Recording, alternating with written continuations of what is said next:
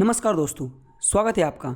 ये हमारा पॉलिटी का 45 नंबर का लेक्चर है और हम देख रहे थे हमारी पॉलिटी की सीरीज़, जिसमें हमने जो पहले 3 यूनिट है सेंट्रल गवर्नमेंट तक इसको ख़त्म किया था और जो स्टेट गवर्नमेंट वाला यूनिट है हम इसको देख रहे थे।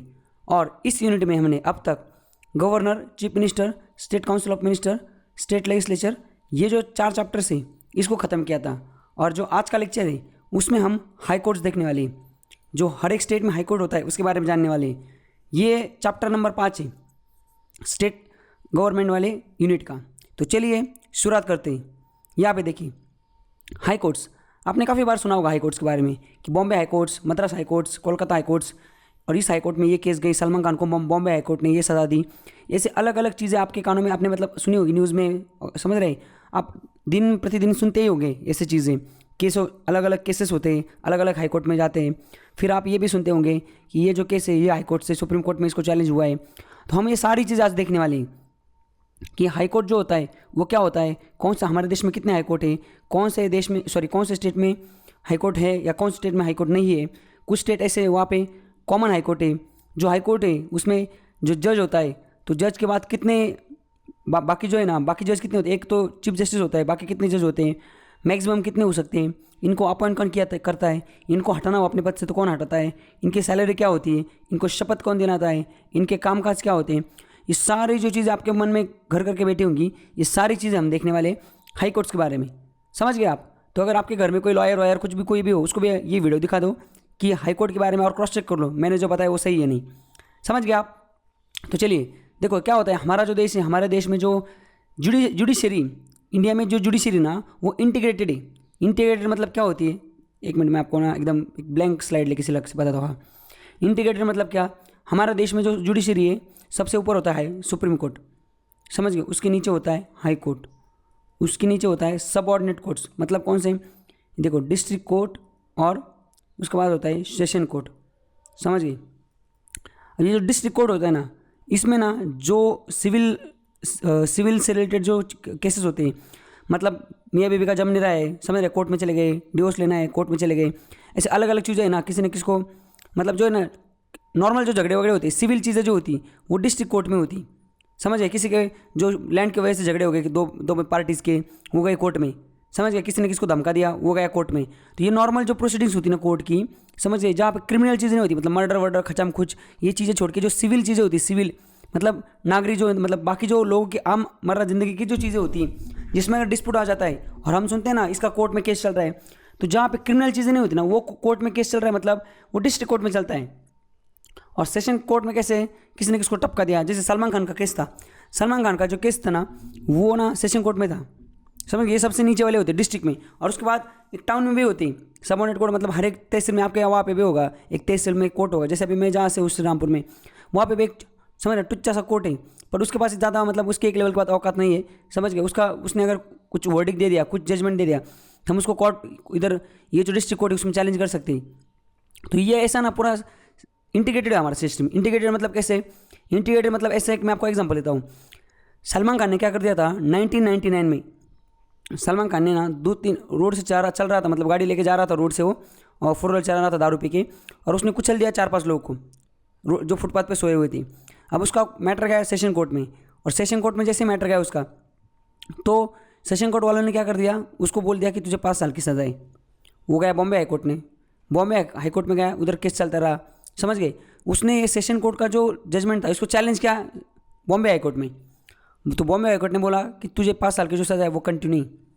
समझ गए? अब बॉम्बे हाई कोर्ट ने भी उसके खिलाफ जजमेंट दिया, वो वापस बॉम्बे हाई कोर्ट को जजमेंट को चैलेंज करने गया सुप्रीम कोर्ट में, और फिर सुप्रीम कोर्ट ने उसको बोला कि स्टे लगा दिया थोड़े दिन तक। समझ गए? उसके जो है ना फिलहाल इसलिए बाहर है वो अभी। इसका मतलब क्या है कि हमारे देश में अगर डिस्ट्रिक्ट कोर्ट या सेशन कोर्ट अगर कोई फैसला दे देता है, तो इसका मतलब वो फैसला अमर नहीं है, उसको चैलेंज किया जा सकता है। उससे रिलेटेड जो अपर जो कोर्ट है उसमें चैलेंज किया जा सकता है। बस सुप्रीम कोर्ट जो है, सुप्रीम कोर्ट को नहीं चैलेंज किया जा सकता कहीं भी। समझ गए आप? तो सुप्रीम कोर्ट वाला जो चैप्टर है इसको हमने एकदम डिटेल में कवर किया था। अगर आपने देखा नहीं होगा तो आप जाके हमारी जो पॉलिटी की लेक्चर सीरीज़ की जो प्लेलिस्ट है उसमें जाके देख सकते हो। आप समझ गए हो ना इंटीग्रेटेड मतलब क्या? तो ऐसे इंटीग्रेटेड हमारी जुडिशरी हमारे देश की। अब आते हैं वापस हाई कोर्ट पे। तो हाई कोर्ट में जो मैंने बोला अभी इंटीग्रेटेड है, तो इंटीग्रेटेड जो है ना, तो सबसे ऊपर कौन होता है, यहाँ पे देखो, high court operate below the supreme court and above the subordinate courts. सबसे ऊपर होता है HC high court, sorry supreme court, उसके बाद हाई कोर्ट, और उसके बाद नीचे होते हैं ये सबऑर्डिनेट कोर्ट, समझ गए। और जो कोई भी स्टेट है, स्टेट में अगर जुडिशरी की बात की जाए, जैसे देश में, हमारे देश में अगर जुडिशरी की बात की जाए तो सबसे ऊपर कौन है बैठा है, सुप्रीम कोर्ट है। वैसे जो स्टेट है, कोई भी स्टेट, उस स्टेट में जुडिशियल एडमिनिस्ट्रेशन की अगर टॉप पोजीशन में अगर कोई बैठा होगा एक हर एक स्टेट में, तो वो हाई कोर्ट होता है, समझ गए ना। तो उसके बाद स्टेट ऑफ इंडिया, देखो 1918 का कब से हाई कोर्ट हमारे देश में कब से बने हाई कोर्ट, 1862 में। 1862 में क्या हुआ था, 3 हाई कोर्ट हमारे देश में बने थे, कलकत्ता, बॉम्बे और मद्रास।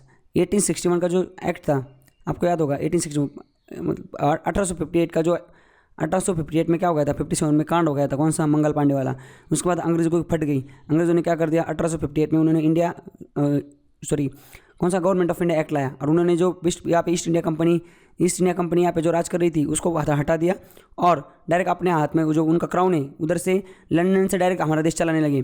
उसके बाद उन्होंने 1861 का एक्ट लाया, और उस एक्ट में उन्होंने ये चीज़ लिखी थी कि इंडिया में 3 हाईकोर्ट बनेंगे, कलकत्ता, बॉम्बे और मद्रास। और वो जो था India government of India act 1861, तो 1861 के एक्ट के तहत ये हाईकोर्ट बनाए गए थे, समझ गए। और वो 1 साल बाद बने थे फिर। तो हमारे देश में सबसे पहले हाईकोर्ट कहाँ था, कलकत्ता, बॉम्बे और मद्रास, ये 1862 में बने थे। उसके बाद थोड़े 2-4 साल बाद 1866 में क्या हुआ, और एक 4th हाईकोर्ट उन्होंने बनाया, कहाँ पे, इलाहाबाद में। और बाद में ऐसा करते करते करते ये अंग्रेज़ जो थे, अंग्रेज़ हमारे देश में जहाँ पे हुकूमत कर रहे थे, जो उनकी प्रोविंस थी, जैसे बॉम्बे, मतलब जैसे हमारा भी स्टेट है ना, वैसे उनकी प्रोविंस थी, वो बॉम्बे, कलकत्ता, चेन्नई, समझ गए, मद्रास, हर जगह उन्होंने क्या कर दिया, फिर हर जगह उन्होंने अपना एक हाईकोर्ट बना दिया। तो देखो बॉम्बे हाईकोर्ट का वो नाम भी अब तक चेंज नहीं हुआ है, कलकत्ता हाईकोर्ट, मद्रास हाईकोर्ट, वैसे के वैसे नाम है उनके, जो पुराने नाम है, समझ गए आप। और उसके बाद क्या हुआ, हमें जब आज़ादी मिली तो हमने वो क्या कर दिया, हर एक प्रोविंस का जो हाईकोर्ट था उसको क्या कर दिया, डायरेक्ट हर एक स्टेट का करस्पॉन्डिंग स्टेट का हाईकोर्ट बना दिया। जैसे महाराष्ट्र है, तो महाराष्ट्र का हमने क्या कर दिया, जो बॉम्बे हाईकोर्ट है उसको हमने क्या कर दिया, महाराष्ट्र का हाईकोर्ट बना दिया। उसके बाद आगे देखते हैं, यहाँ पे देखिए हाईकोर्ट के बारे में। अब देखो यहाँ पे क्या लिखा है, जो कॉन्स्टिट्यूशन ऑफ इंडिया है, इसने ऐसा 7th अमेंडमेंट जो था 1956 का, उसमें ऐसा लिखा था 7th अमेंडमेंट 1956 में कि हर एक स्टेट में ना एक हाईकोर्ट होगा, बट अगर पार्लियामेंट चाहती है तो पार्लियामेंट कुछ स्टेट के लिए, एक या ज़्यादा स्टेट के लिए, 2 या ज़्यादा स्टेट के लिए, या एक और ज़्यादा स्टेट के लिए, एंड यूनियन टेरिटरी के, मतलब अगर हर एक स्टेट में एक हाईकोर्ट होगा, बट अगर पार्लियामेंट चाहती है तो पार्लियामेंट क्या कर सकती है, 2 उससे ज़्यादा हाईकोर्ट के लिए उससे ज़्यादा स्टेट के लिए एक ही हाईकोर्ट रख सकती है, मतलब 2-3 स्टेट मिला के एक हाईकोर्ट रख सकती है, या 2-3 स्टेट प्लस एक यूनियन टेरिटरी उसमें मिल के भी एक ही हाईकोर्ट रख सकती है। जैसे आपको एग्जांपल देता हूँ, ये जो चंडीगढ़ है और पंजाब है और हरियाणा है, तीनों मिला के ना, अब पंजाब क्या है, स्टेट है, हरियाणा का स्टेट है, चंडीगढ़ का यूनियन टेरिटरी, तीनों मिला के एक ही हाईकोर्ट है, समझ गया। तो ऐसा कॉन्स्टिट्यूशन के जो 7th अमेंडमेंट एक्ट था उसमें लिखा था। तो हमारे देश में हर एक स्टेट में हाईकोर्ट नहीं है, हर एक स्टेट में कॉन्स्टिट्यूशन में डाला है हर एक कोर्ट में आप खोल सकते हो, बना सकते हो, ऐसे हमारी गवर्नमेंट बना सकती है, पार्लियामेंट बना सकती है, बट अगर ज़रूरत नहीं हो क्यों खर्चा करें। इसलिए अभी फिलहाल हमारे देश में कितने 24 हाईकोर्ट से, और तीन जो हाईकोर्ट है वो कॉमन है, जिसमें मैंने अभी आपको एग्जाम्पल ये दिया ना, ऐसे बाकी भी है 3 हाईकोर्ट हमारे देश में कॉमन है, बाकी 24 हाईकोर्ट से बाकी हर एक स्टेट के लिए एक हाईकोर्ट है। और दिल्ली, ये क्वेश्चन आता है, दिल्ली ऐसी ओनली यूनियन टेरिटरी, मतलब बाकी जो सारी यूनियन टेरिटरी ना वो किसी न किसी हाईकोर्ट से अटैच है। जैसे दादर नगर हवेली, वो जो है वो बॉम्बे हाईकोर्ट के अंदर आती है, मतलब उधर कुछ भी हो जाता है तो वो उनका अप्रोच क्या है, उनके लिए हाईकोर्ट कौन सा है, बॉम्बे हाईकोर्ट ही, महाराष्ट्र का हाईकोर्ट ही उनके लिए, समझ गए। वैसे जैसे पौंडीचेरी के लिए मद्रास हाईकोर्ट ही, समझ गया, पौंडीचेरी के लिए अलग से हाईकोर्ट नहीं, पौंडीचेरी भी क्या है, एक यूनियन टेरिटरी। बट दिल्ली जो है, दिल्ली एक इकलौती ऐसी यूनियन टेरिटरी हमारे देश में जहाँ पे 1966 से लेके अब तक उनका खुद का एक हाईकोर्ट, आपने सुना होगा दिल्ली हाईकोर्ट, उनका ओन हाईकोर्ट एक यूनियन टेरिटरी होके भी। तो इस पे क्वेश्चन आता है, टोटल कितने हमारे देश में, एक क्वेश्चन आएगा आपको ऐसा कि हमारे देश में ना हर एक स्टेट को हाईकोर्ट है, हर एक स्टेट को नहीं, 3 स्टेट मतलब 3 हाईकोर्ट कॉमन है, समझ रहे, 2-4 स्टेट मिला के, तो ऐसा नहीं है, हर एक को अलग नहीं। और पार्लियामेंट का पावर है कि वो एक्सटेंड, जुरिडिक्शन जो हाईकोर्ट का वो एक्सटेंड कर सकते हैं कोई भी यूनियन टेरिटरी को, मतलब जैसे अभी कल कोई यूनियन टेरिटरी और पार्लियामेंट को लगता है, लक्षद्वीप जैसे पार्लियामेंट को लगता है कि ये कोलकाता हाईकोर्ट में इसको मर्ज करना है, या जैसे अंडमान है तो अंडमान के लिए हाईकोर्ट कौन सा पता है आपको, कोलकाता ही। तो अंडमान में अगर कुछ हो जाता है तो उनको अपील जो है, लास्ट अपील वो कोलकाता हाईकोर्ट ही, तो इस तरीके से हमने देख लिया कि हमारे देश में कितने हाईकोर्ट्स है और क्या क्या किसके पास पावर है। ये बेसिक चीज़ें जो थी वो हमने देख ली। आगे चलते हैं। अब हमारे देश में जो हाईकोर्ट्स है उससे रिलेटेड जो आर्टिकल्स है, आर्टिकल 214 क्या बोलता है, हाईकोर्ट्स ऑफ आवर स्टेट, हर एक स्टेट के लिए हाईकोर्ट की ज़रूरत है, वो हमने देख लिया। High court to be court of record, मतलब हाईकोर्ट में सारी जो चीज़ें वो रिकॉर्ड होगी। और उसके बाद ये क्या, कॉन्स्टिट्यूशन ऑफ हाईकोर्ट, हाईकोर्ट का गठन कैसे होता है वो अभी हमने देख लिया। अपॉइंटमेंट एंड कंडीशन ऑफ जज ऑफ हाईकोर्ट, हाईकोर्ट का जो जज है उसकी कंडीशन क्या होती है, उसको कैसे अपॉइंट किया जाता है। एप्लीकेशन ऑफ सर्टन प्रोविजन, उसके बाद क्या, ओथ एंड अफर्मेशन, इनको शपथ कैसे दिलाई जाती है हाईकोर्ट के जज को। उसके बाद ये जो परमानेंट जज है उनकी प्रैक्टिस पे, जैसे कि रिटायर हो जाते हैं जज तो कुछ सालों तक उनकी ना प्रैक्टिस, मतलब वो प्रैक्टिस नहीं कर सकती। ये अगर कोई हाईकोर्ट का जज बन जाता है कोई बंदा और फिर वो प्रैक्टिस नहीं कर सकता, मतलब रिटर्न होने के बाद उसने घर बैठना है या कोई और बिजनेस करना है, उसने वापस हाईकोर्ट में मुंह लेके जाना नहीं उधर। और अगर हाईकोर्ट की जरूरत होगी तो हाईकोर्ट उसको बुला सकता है, बट वैसे जाना नहीं है। इसलिए जो बड़े बड़े कमर्शियल जो लॉयर्स हैं ना वो बिल्कुल भी जज बनते ही नहीं, समझ गए। ये जज ही नहीं बनते कभी, इनको पता है जज बनने के बाद क्योंकि पैसा नहीं होता ना, इनके चार्जेस बहुत ज़्यादा होते हैं, 1-2 करोड़ फीस लेते हैं वहाँ पे केस लड़ने के लिए। उनको पता है अगर हम जज बन जाएंगे तो जज से तो पेमेंट भी जज को बहुत कम होती है, समझ है, 90,000 पेमेंट होती है हाईकोर्ट के जज को बस। और खा के कितना खा सकता है। और उसके बाद सबसे इंपॉर्टेंट चीज़ क्या है, रिटर्न होने के बाद उसको वापस जा, मतलब हाईकोर्ट में वापस पैर नहीं रखना उधर। तो ये जो बाकी जो ये होते हैं ना, आपने सुना होगा राम जेठमलानी, एक बुड्ढा है अभी फिलहाल 96, उसकी एज होगी 96-97। ये एक हाईकोर्ट का लॉयर है, उसकी फीस ना 2-3 करोड़ इसकी फीस होती। और उसको इतने बार ऑफर आया था सुप्रीम कोर्ट का जज के लिए, पर इसने मना कर दिया। क्यों मना कर दिया, इसलिए मना कर दिया कि इनको पता है पैसा बाद में नहीं हम छाप सकते। उसके बाद इनकी सैलरीज क्या होती है, इनको ट्रांसफ़र कैसे किया जा सकता है, उनका जो एक्टिंग चीफ जस्टिस है उसको कैसे ऐड किया सकता है, अपॉइंट किया सकता है, एडिशनल लोगों को कैसे एज ए जज अपॉइंट किया सकता है। ये सारे के सारे जो आर्टिकल्स है कब से कहाँ से 214 से लेके 224 तक, 224 तक, ये हमें या इस अभी चैप्टर में देखना है। तो सबसे पहले देखते हैं ऑर्गेनाइजेशन ऑफ हाईकोर्ट।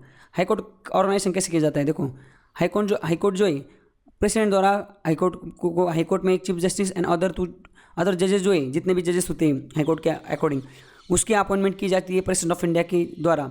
जो हमारा कॉन्स्टिट्यूशन ने ऐसा स्पेसिफाई नहीं किया है कि कोई हाईकोर्ट है, जैसे महाराष्ट्र में बॉम्बे हाईकोर्ट है तो उसका जो चीफ जस्टिस और बाकी कितने जजेस रहेंगे, मतलब जो नंबर ऑफ जजेस है ना, इसकी संख्या जो है, इसका जो नंबर है, ये कॉन्स्टिट्यूशन में स्पेसिफाई नहीं किया। इस वजह से कोई भी हाईकोर्ट है उसमें कितने लोग होंगे, कितने जजेस होंगे, ये किस चीज़ पे निर्भर करता है, ये जो प्रेसिडेंट ऑफ इंडिया है इनकी डिस्क्रिप्शन पे निर्भर करता है। मतलब प्रेसिडेंट ऑफ इंडिया जो है वो जितने बोलेंगे उतने लोगों को, उतना मतलब नंबर जो होता है वो स्ट्रेंथ हो जाती है हाईकोर्ट की। और प्रेसिडेंट ऑफ इंडिया जो है वो डिटरमाइन करती है, मतलब स्ट्रेंथ जो है वो फाइंड आउट करते हैं कि कितनी स्ट्रेंथ होनी चाहिए, कैसे, वर्कलोड से। अगर उनको लगता है बॉम्बे हाईकोर्ट में ज़्यादा वर्कलोड है और अभी फिलहाल वहाँ पे हाईकोर्ट में एक चीफ जस्टिस है और 10 ही जज है, तो इनको लगता है ज़्यादा चाहिए, वर्कलोड ज़्यादा है, तो ये डिटरमाइन कर सकते हैं। समझ गए, मतलब कॉन्स्टिट्यूशन में ऐसा फिक्स दिया गया नहीं है कि कौन से स्टेट में जो हाईकोर्ट है उसमें कितने जजेस होंगे। वो सिर्फ उन्होंने दिया कि प्रेसिडेंट ऑफ इंडिया जो है वो अपनी डिस्क्रिप्शन का यूज़ करके वो वर्क कैपेसिटी, वर्कलोड देख के खुद डिसाइड कर लेंगे। समझ गए। तो प्रेसिडेंट ऑफ इंडिया जो है यही अपॉइंट करते हैं और यही स्ट्रेंथ डिसाइड करते हैं। आगे अपॉइंटमेंट, जो चीफ जस्टिस होता है हाईकोर्ट का, इसको अपॉइंट कौन करता है, प्रेसिडेंट ऑफ इंडिया, बट किसके साथ कंसल्टेशन करके, chief justice of India CJI, supreme court के चीफ जस्टिस के साथ डिस्कशन करके, एंड जिस स्टेट में वो, जिस स्टेट का हाईकोर्ट का जज जो है वो अपॉइंट करना है उस स्टेट के गवर्नर के साथ।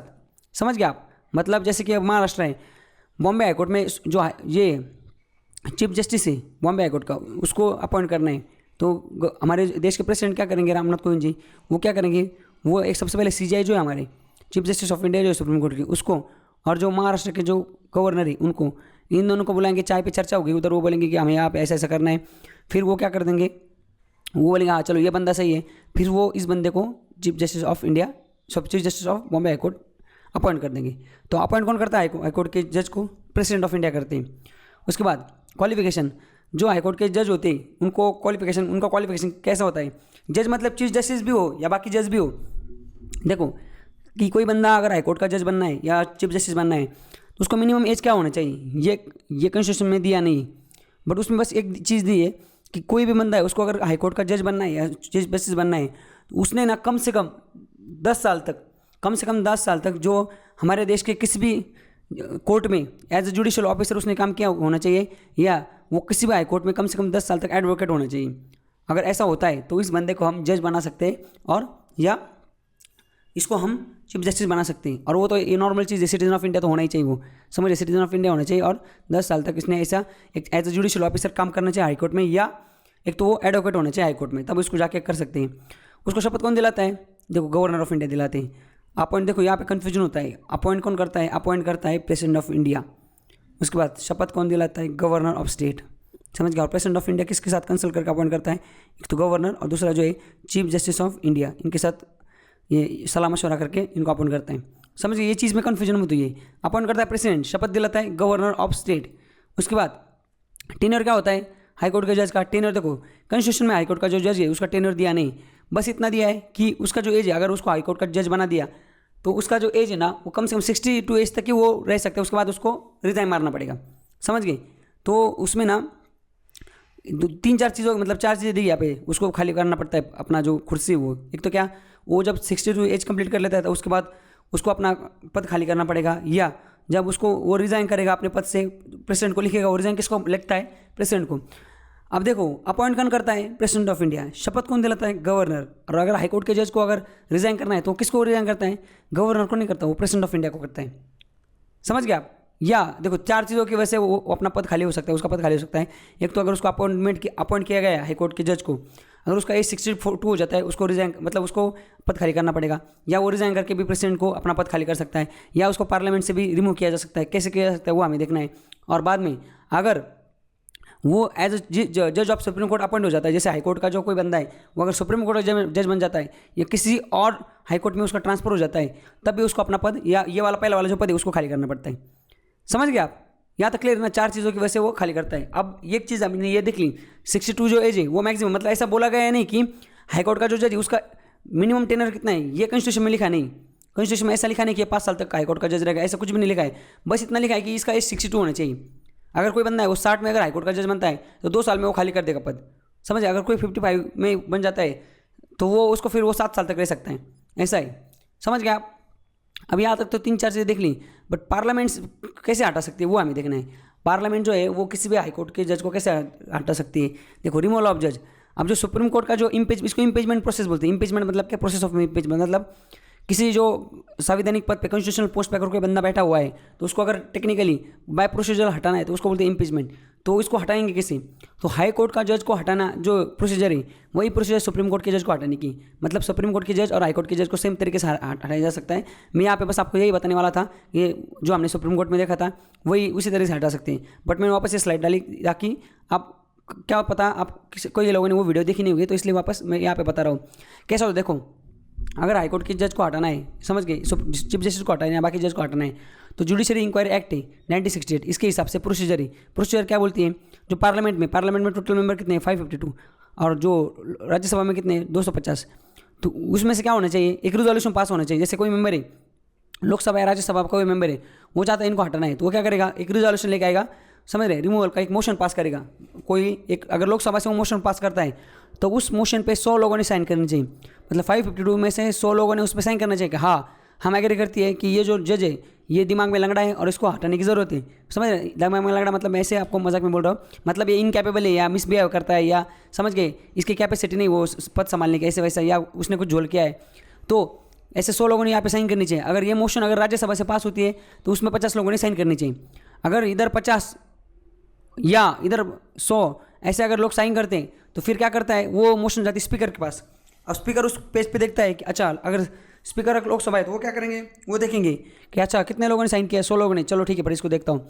या चेयरमैन जो है राज्यसभा के वो क्या देखेंगे, वो देखेंगे अच्छा चलो 50 मेंबर ने साइन किया है, ओके चलो फिर आगे देखते हैं। दोनों के दोनों नहीं करना है, किसी एक हाउस में भी हो जाता है प्रोसीजर कंप्लीट तो भी आगे चल जाता है फिर वो फॉरवर्ड। फिर स्पीकर क्या करेंगे या चेयरमैन क्या करेंगे, उनके पास व्हील है कि वो एक तो उस मोशन को एडमिट कर सकते हैं या रिफ्यूज़ कर सकते हैं। रिफ्यूज़ करेंगे तो फिर कुछ आगे होगा ही नहीं। अगर एडमिट करते हैं तो स्पीकर क्या करेंगे, 3 मेंबर कमेटी बैठाएंगे इन्वेस्टिगेशन के लिए। वो बोलेंगे कि मेरे पास जो है ना वो ऐसा ऐसा रिजोल्यूशन आया है, एक मोशन आई है, उसमें इतने लोगों ने साइन किया है, अब इनके ऊपर ऐसे ऐसे चार्जेस है इसी पर्टिकुलर जज के ऊपर, तो हमें इनको हटाना है। तो 3 मेंबर ऑफ कमेटी इन्वेस्टिगेशन के लिए करेंगे। उस मेंबर ऑफ इन्वेस्टिगेशन कमेटी में कौन होगा, देखो चीफ जस्टिस होंगे एक तो सुप्रीम कोर्ट के, या कोई जज होगा सुप्रीम कोर्ट का। उसके बाद chief justice of high court, किसी एक हाई कोर्ट के चीफ जस्टिस होंगे, या डिस्टिंग्विश ज्यूरिस होंगे, या नहीं होंगे मतलब तीन होंगे, समझ गए। ये चीफ जस्टिस या सुप्रीम कोर्ट के जज होंगे, उसके बाद chief justice of high court होंगे और डिस्टिंग्विश ज्यूरिस्ट होंगे। ये 3 मेंबर कमेटी होंगी। अब ये कमेटी जो है ये इन्वेस्टिगेशन करेंगी कि इनके ऊपर जो चार्जेस लगे वो सही या गलत है।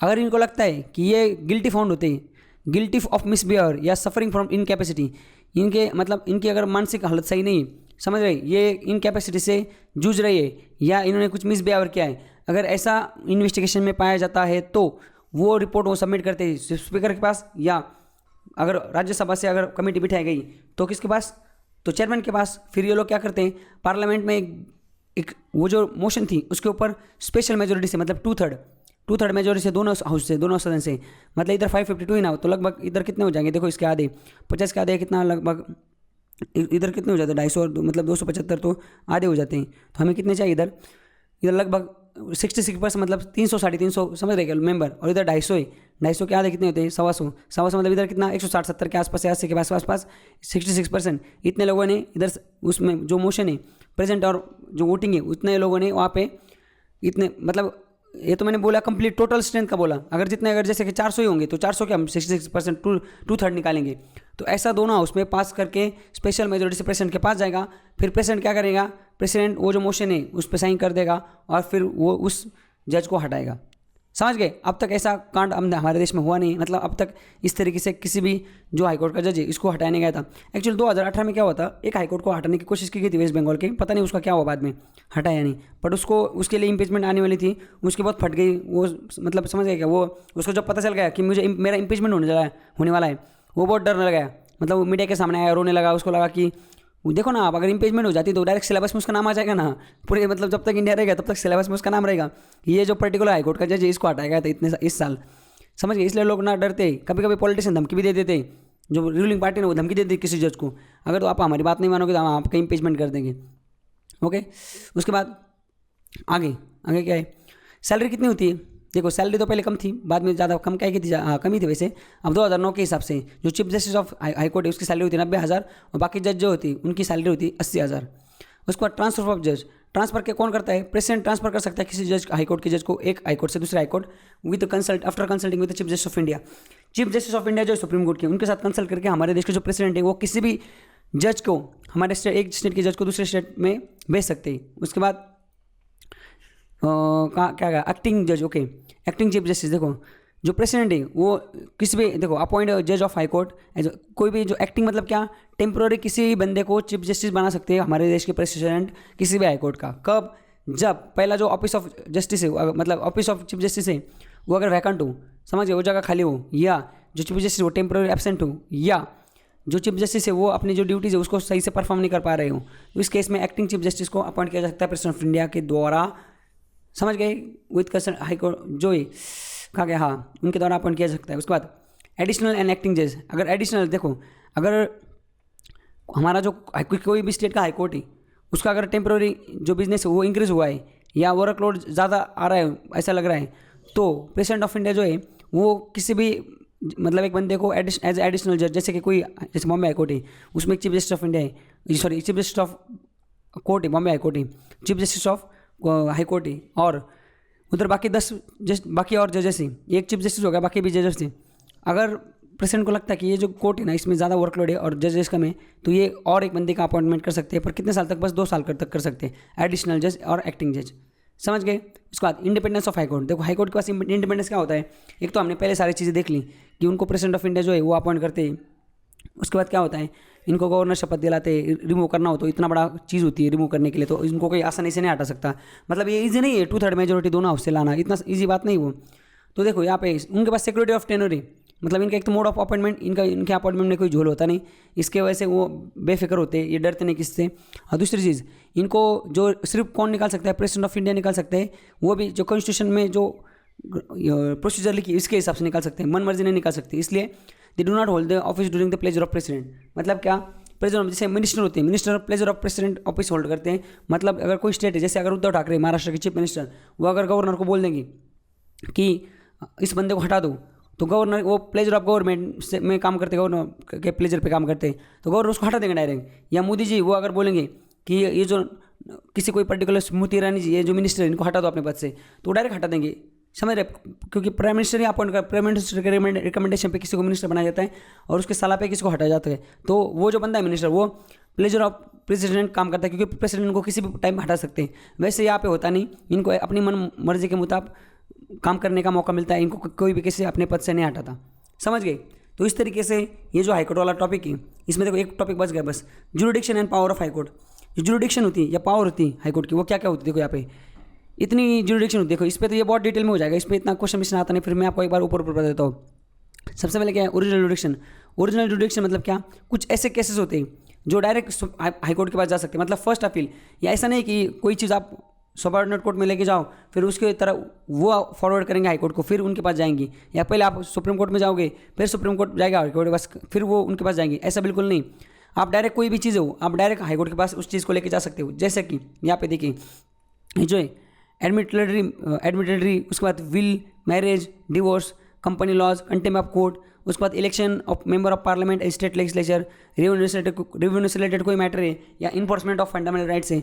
ये जो चीज़ें ये ओरिजिनल जुरिडिक्शन में आता है हाई कोर्ट के। इसके मतलब ये आपको डायरेक्ट आप हाई कोर्ट में अप्रोच कर सकते हैं। उसके बाद दूसरा जो था वो है रिट्स जुरिडिक्शन। ये हमने देखा था आर्टिकल 226 जो है 226 आर्टिकल जो है, इसके अकॉर्डिंग जो आप अगर आपका फंडामेंटल राइट्स का वायलेशन होता है तो आप ये जो हेवे कॉर्पस है, मैंडमस है, सेटोरी है, प्रोहिबिशन है और क्यू वारंट है, ये जो अलग अलग जो रिट्स थी फंडामेंटल राइट्स को इन्फोर्स करने के लिए, ये जो रिट्स है इसका अगर वायलेशन होता है तो आप डायरेक्ट हाई कोर्ट में जा सकते हो। ये भी हाई कोर्ट के जुरिडिक्शन में आता है। तीसरा चीज़ है एपेलेट जुरिडिक्शन। अब एपेलेट जुरिडिक्शन क्या होता है, देखो एपेलेट जुरिडिक्शन मतलब क्या, हाई कोर्ट के पास दोनों चीज़ में पावर है। मतलब एक तो क्या सिविल केस है उसमें भी हाई कोर्ट अपना जजमेंट दे सकता है, या क्रिमिनल केस है उसमें भी अपना हाई कोर्ट अपना जजमेंट दे सकता है। तो ये क्या है, ये एपेलेट जुरिडिक्शन। उसके बाद ये क्या है सुपीरियरी जुरिडिक्शन। सुपीरियरी मतलब क्या, high court has power to superintendence all over other courts and tribunals functioning in its territory. मतलब कोई एक स्टेट है जैसे बॉम्बे हाई कोर्ट है, तो बॉम्बे हाई कोर्ट को ना जो महाराष्ट्र है, महाराष्ट्र में जितने भी अलग सारे के सारे जो कोर्ट्स हैं या ट्रिब्यूनल्स बने हुए हैं, सेशन कोर्ट है या डिस्ट्रिक्ट कोर्ट है, कुछ भी कोई भी कोर्ट है, तो उनको सुपरिटेंडेंस मतलब क्या, ये इन पर निगाह रख सकता है, इनसे सारा काम करवा सकता है, इनको क्वेश्चन पूछ सकता है। समझ गए। उसके बाद क्या है, उसको देखो ये इतनी चीज़ें उसमें, ये बहुत ज़्यादा डिटेल में हो जाएगा इसलिए मैंने बताया नहीं आपको। उसके बाद कंट्रोल ओवर सबऑर्डिनेट्स, जो हाईकोर्ट के पास पावर है कि उनके स्टेट के अंदर, जिस स्टेट में हाईकोर्ट है उस स्टेट के अंदर जितने भी बाकी सबऑर्डिनेट जो कोर्ट्स आते हैं उन पे कंट्रोल कर सकता है ये हाईकोर्ट। उसके बाद कोर्ट ऑफ रिकॉर्ड, हाईकोर्ट जो है वो अपना जो है सारे प्रोसीडिंग उसको ना रिकॉर्ड कर लेता है, वही चीज़ें। समझ गए, ये इतना कुछ है नहीं, वो रिकॉर्डिंग वगैरह सारा करके लगता है। उसके बाद एक्ट रिकॉर्डेड पर्पजली पर समझ बाद में मेमोरी एंड टेस्टिमनी के लिए रिकॉर्ड करता है। बाद में जो है वो लास्ट वाला जो चीज़ है पावर ऑफ जुडिशियल रिव्यू। देखो कुछ ऐसी चीज़ें ना उसमें हाईकोर्ट जो है, हाईकोर्ट के पास पावर है कि वो जुडिशियल रिव्यू ले सकता है। मतलब कुछ जैसे बेसिक स्ट्रक्चर में कुछ चीज़ें लिखी हुई है या कुछ ऐसे आर्टिकल्स है उस पर हाईकोर्ट के पास पावर है कि आर्टिकल 13 आर्टिकल 226 के तहत हाईकोर्ट के पास पावर है वो किसी भी चीज़ का जुडिशियल रिव्यू कर सकते हैं। जुडिशियल रिव्यू मतलब क्या, किसी कोई भी टाइप का अगर बिल आया हो या कुछ भी आया हो और हाईकोर्ट को लगता है ये सही नहीं गलत नहीं, तो उसका जुडिशियल रिव्यू मतलब क्या, वो स्क्रूटिनी कर सकती है ये सही या गलत था। समझ गया आप। तो इस तरीके से आज का जो हमारा लेक्चर था, आज के लेक्चर में हमने ये जो हाईकोर्ट था, हाईकोर्ट के बारे में पूरा एकदम डिटेल में देख लिया। समझ गया आप। तो thank you so much and enjoy.